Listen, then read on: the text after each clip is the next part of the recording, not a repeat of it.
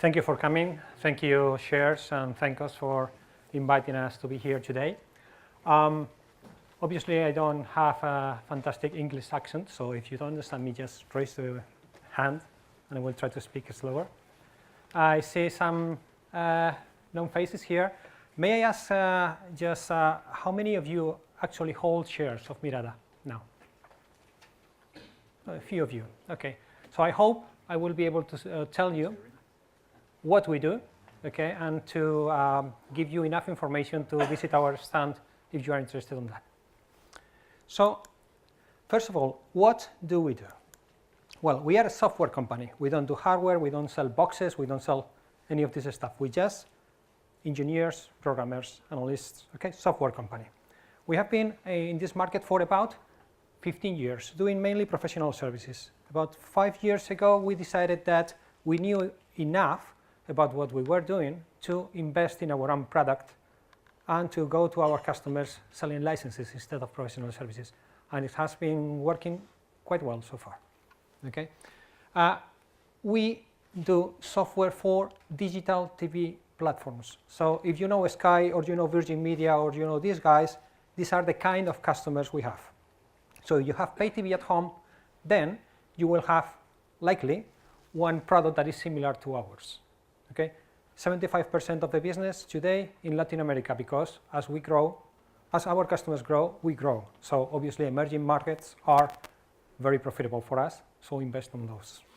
Okay, so where we have the offices, we are UK listed, UK incorporated. We have an office in London, a very good team in Exeter, in Devon, and a good team in Madrid. And we have sales offices also in Latin America. So, the product as it is. We do multi-screen solutions. We will see a bit of that a bit later.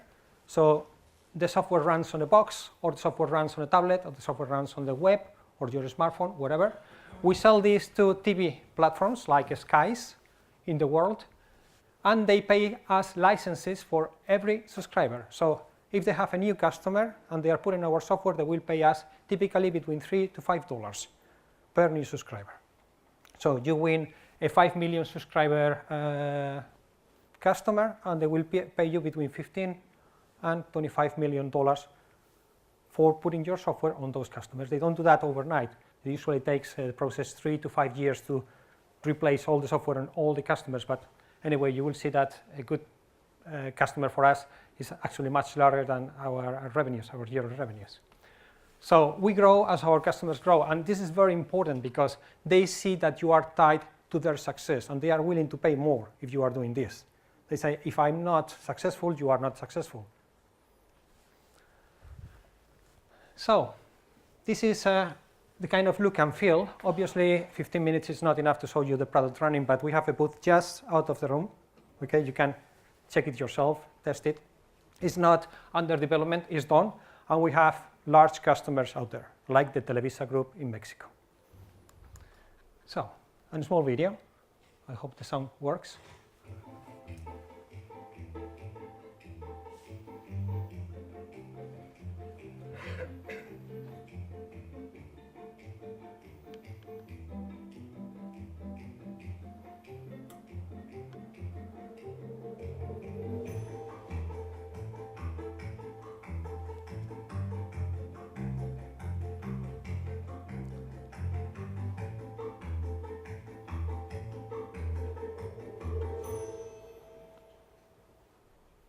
So this is our flagship product. It's called Inspire, okay? And it works on every device, and all of them synchronize. If you are watching the content on your iPad and you want to move the content from your iPad to your big TV, fine. You can still use your iPad as the remote control, change the volume, change channels, swap, do everything, browsing.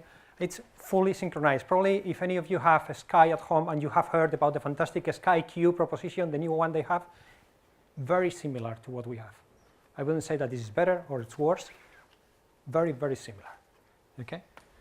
So some TV screenshots, obviously with full graphics, smooth, whatever you can expect on a high-quality product. All of that in your tablet, very similar. The user experience is different because you are not using a remote control. You have more possibilities. And the The same thing for smartphones, Android, iOS, and a web version for a computer, and it's all fully synchronized. Okay. Our references, as I said, we have been in this market for about 15 years. We know everyone in this market. Lately, we have been growing a lot in these areas in Latin America. Why is that? Well, it's a double-digit market. The middle classes are coming into the TV propositions. We just work for blue-chip customers, so it's not like you are trying to sell the man in the street in Mexico. No, you are selling to big groups. They pay you on 30 or 60 days, better than in Spain, I must say. And quite well structured. And luckily, as we have a big office in Spain, the Spanish government protects us against any potential defaults.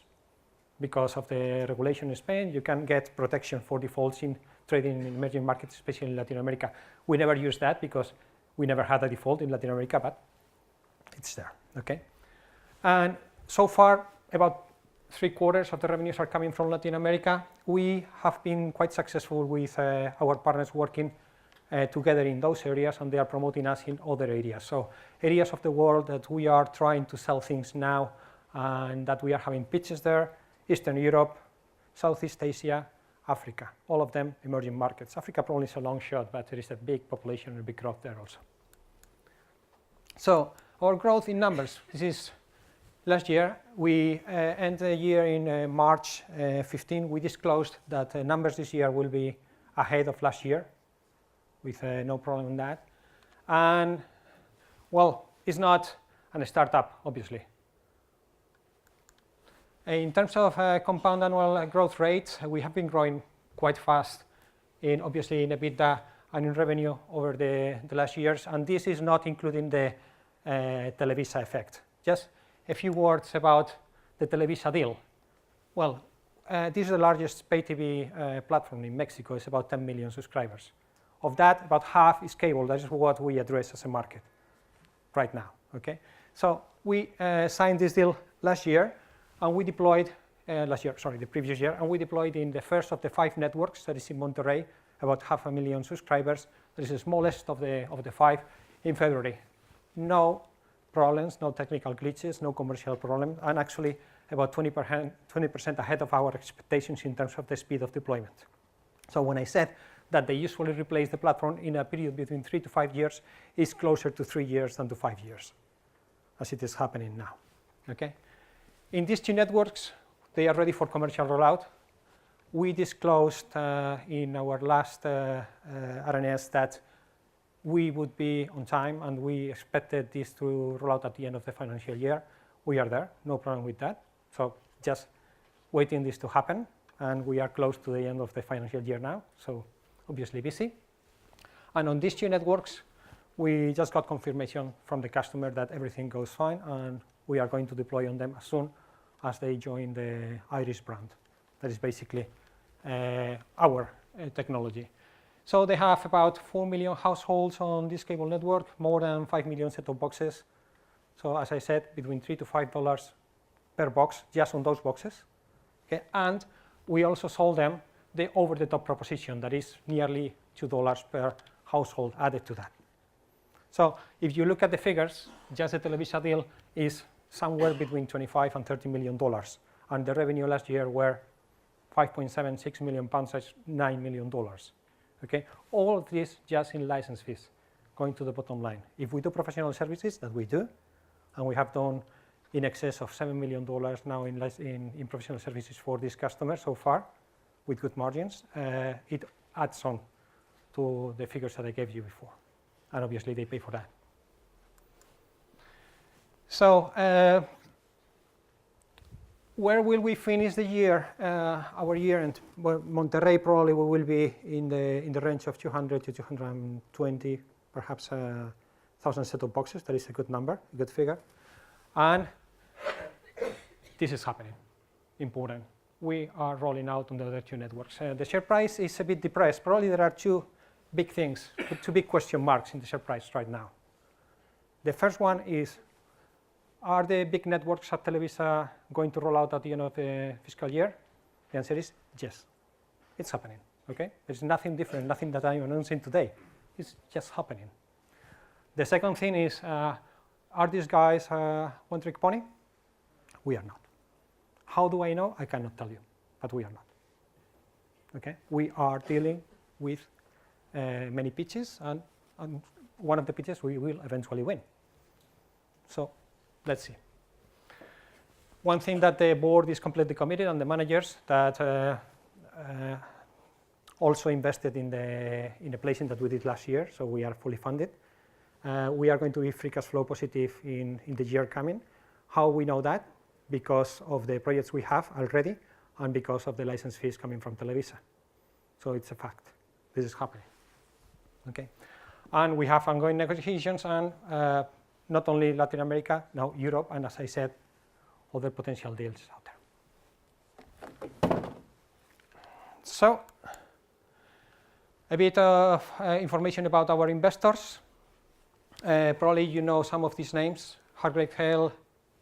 Now they are closer to 20%. They bought some shares in the market recently.